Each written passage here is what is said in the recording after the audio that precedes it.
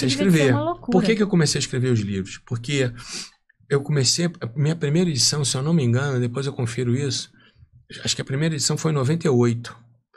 Então, quando eu comecei a escrever porque os alunos queriam que eu fizesse uma apostila. Sim.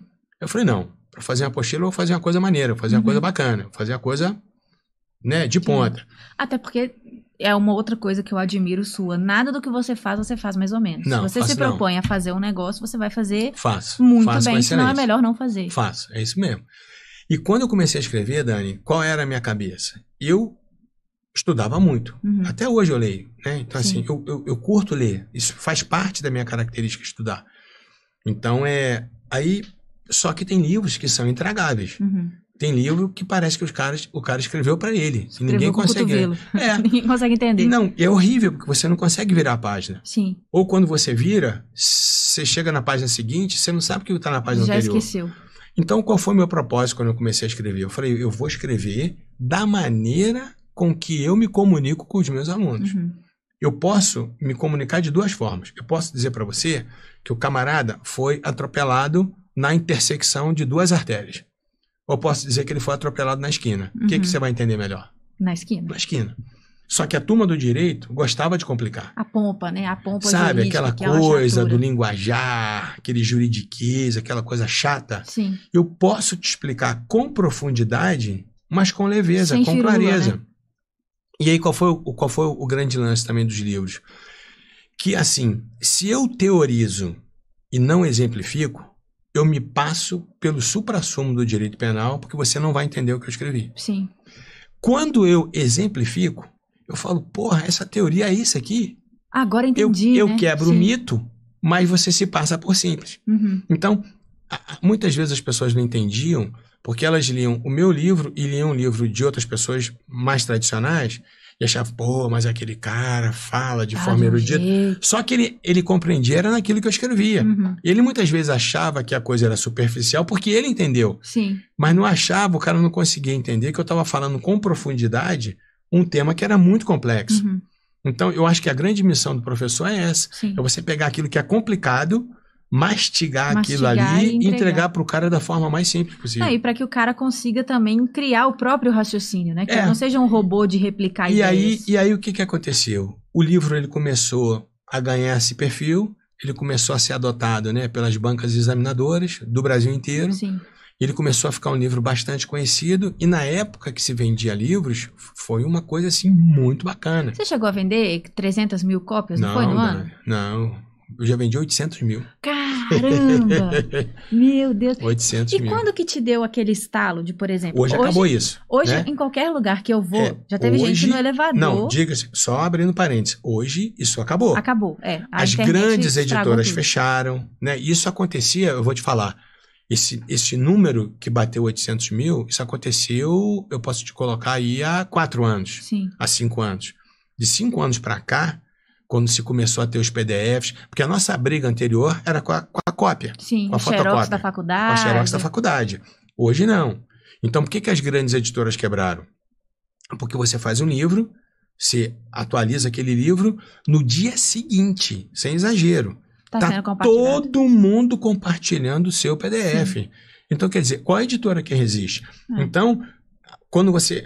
Na época, se você fazia uma tiragem de 50 mil, hoje você não faz uma tiragem de 500. E uma outra coisa que eu fico me perguntando se tem impacto ou não. Aí se você falar, Dani, você está falando a maior besteira do planeta. Mas o fato de você ter tanto, hoje em dia, professor de direito penal, de qualquer outro direito, de qualquer outra área do conhecimento, sim, lecionando no YouTube, no Instagram, acho que às vezes as pessoas sentem menos necessidade de ter o livro, porque ela consegue aprender de uma forma mais mastigada ainda, não? Nada se compara ao livro. Entendi. A minha aula não se compara ao livro. Ao livro. Porque o livro você escreve com profundidade. Então, o camarada do YouTube, pô, é sensacional. Pô, eu queria ter tido esse camarada lá quando eu fiz o concurso há 30 anos. Sabe? Ia me ajudar, ia ser mais uma ferramenta. Mas nada se compara ao livro. O livro continua sendo livro. A forma dele é indiferente. Se é um e-book... Eu particularmente odeio e-book. Eu também não gosto, não. Pô, lá em casa você sabe, você não, conhece... parece a biblioteca da Bela e a Fera, tem até escadinha. Estante sobre estante, estante que corre em frente à outra.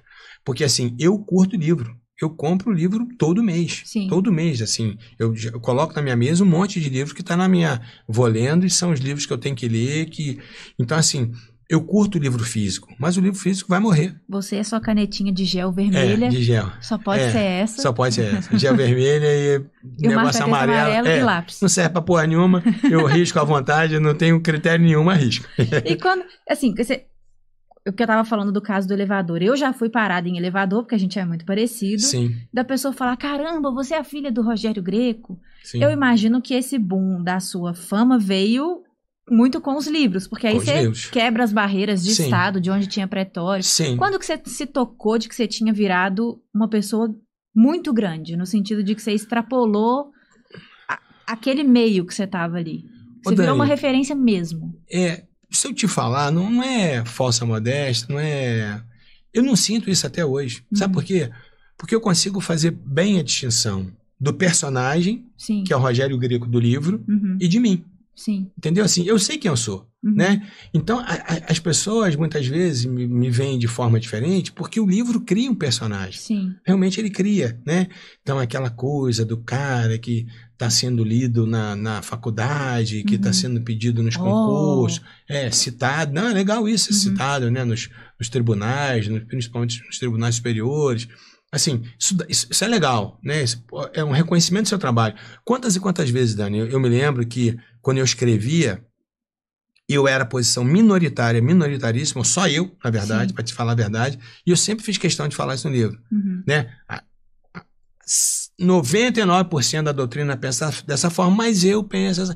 E muitas vezes as posições dos tribunais mudaram por conta de um pensamento que eu tinha no livro. Sim. Sabe? Porque achava aquele pensamento de fazia uma forma mais ou outra, sentido, né? Fazia mais sentido. Por mais que toda a onda fosse para um determinado canto, e eu sempre tive a coragem de pensar de forma diferente, quando eu achava que o diferente era o certo. Sim. Não é por ser diferente. Só para fazer diferente. Então, essas coisas, inclusive, quando começaram a cair em concurso, elas fizeram que o nome começasse a sobressair, essa coisa toda. Mas você me conhece, não tem essa coisa de estrelismo comigo, de chegar... Eu fico até constrangido. Sabe? Às vezes eu paro e falo, gente... Não precisa disso, né? Será que sou eu mesmo? Eu sei quem eu sou. Eu sei de onde eu vim, né? Então, às vezes, muitas pessoas me tratam como se eu fosse realmente um artista. Parece uma entidade, né? O Rogério Greco.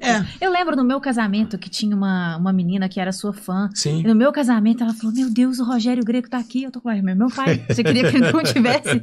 Não, mas será que eu posso tirar uma foto com ele? Ele falou, não, é meu casamento, pô. Né? Tipo assim, deixa ele tomar o espumante dele ali, tadinho. Deixa ele ali de boa. Mas aí, sabe, Dani, assim... É porque as pessoas são muito carinhosas, realmente. Sim. Sabe? Elas gostam daquilo. Elas têm uma gratidão, né? Porque você foi quem fez elas compreenderem determinada coisa. Outro dia eu passei por uma situação até tragicômica. Nem vou falar a cidade. Um juiz encontrou comigo. Juiz, magistrado. Ele chegou pra mim e falou assim, cara, eu já peguei muita coisa pirata sua pra estudar pra concurso.